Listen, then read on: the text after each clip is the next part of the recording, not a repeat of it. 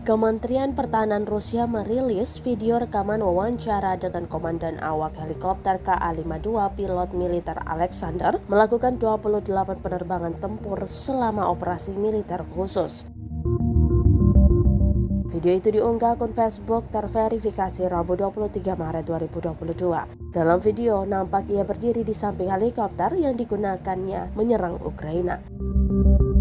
Helikopter KA-52 melakukan serangan udara terhadap objek infrastruktur militer nasionalis Ukraina, termasuk helikopter angkut Mi-8, disertai oleh koloni militer.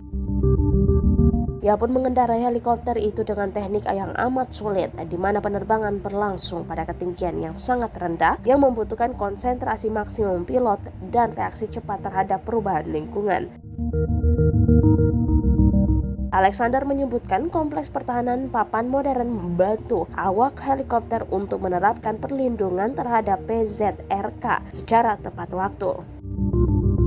Berbagai jenis pesawat perusak helikopter memungkinkan Anda menghancurkan target jarak jauh kapan saja sepanjang hari, jelasnya. Grup penerbangan tentara terus melaksanakan tugas yang ditugaskan dalam proses melakukan operasi militer khusus ini sampai Ukraina menyatakan diri menyerah.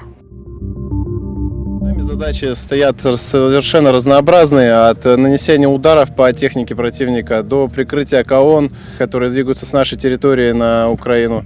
Очень часто туда летаем на удары по объектам противника, потому что группы противника остались еще во многих населенных пунктах, они еще не зачищены, приходится помогать, потому что вылетов очень много, регулярно летаем.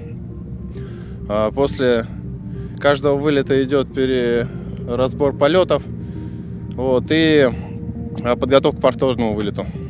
Больше всего запомнился вылет на прикрытие колонн, потому что когда ты летишь и сопровождаешь свою технику, своих ребят, то любой, кто двигается ей навстречу, для тебя потенциальный противник, и очень эмоционально, то есть начинаешь действовать в ситуации, когда начинается приближение противника в сторону твоих войск. А так полеты спокойные, боевая подготовка на высшем уровне, поэтому техника ни разу не подводила. Бортовой комплекс обороны работает отлично. Очень надежный вертолет. Очень много наших ребят работают по всему фронту. Задач очень много, и мест, куда отправляются винтокрылы, очень обширное количество. Постоянно после боевых вылетов происходит сбор личного состава летного и идет разбор того, что произошло на территории противника. То есть рассказываются нюансы, чем противник дышит, как он работает, потому что очень сильно идет противодействие ПЗРК иностранных производств. Конечно же, опыт, который мы здесь получаем, он бесценен. Это и полеты с огибанием рельефа местности, и наши современные комплексы обороны, которые уже не раз спасали от пуска ракет. Как старики чем помогают, что рассказывают вообще, как их поддержка помогает, не помогает, то, что мужики действительно матерые, которые прошли не одно.